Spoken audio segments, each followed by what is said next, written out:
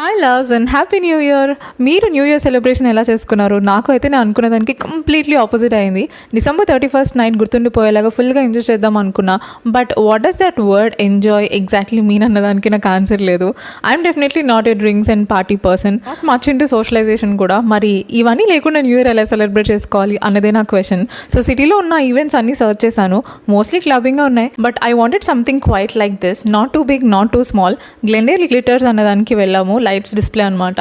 నాకు ఇయర్ ఎండింగ్లో ఉండే ఆ కౌంట్ డౌన్ చాలా ఇష్టం. Do the count down from 5, 4, 3, 2, 1 and say happy new year అని నాకు అది చాలా ఇష్టం.